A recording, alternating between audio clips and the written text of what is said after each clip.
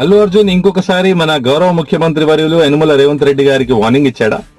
ఆయన ఒక cinema dialogue చెబుతూనే పుష్ప సినిమాలో డైలాగ్ అటు భట్టి విక్రమార్క గారు ఇటు రేవంత్ రెడ్డి గారు ఉన్న స్టేజ్ మీద చురకలంటించే ప్రయత్నం చేశాడా?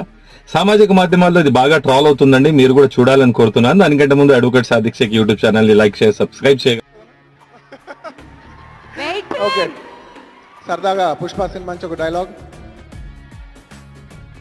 ఆ బిడ్డ మీద ఒక్క గీటు పడ్డ గుంట గంగమ్మ తల్లి జాతరలో ఈ ఆట తలలు నరికినట్టు రప్ప రప్ప నరుగుతా ఒక్కొక్కడిని.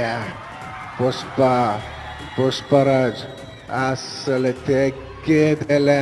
రేవంత్ రెడ్డి గారు అసెంబ్లీ సాక్షిగా ఏదైతే మాటలు మాట్లాడారో ఆ వీడియో ఒకసారి చూద్దాం. ఒక్క రోజు కోసం పోలీస్ స్టేషన్ పోయిన ఇంటికాడ క్యూ కట్టి ప్రభుత్వాన్ని తిడుతున్నారు, నన్ను తిడుతున్నారు, అతన్ని పరామర్శిస్తారు. ఏమైందంటే అతను కాలు పోయిందా, కన్ను పోయిందా, చేయి పోయిందా, ఏమైనా కిడ్నీలు దెబ్బతిన్నా,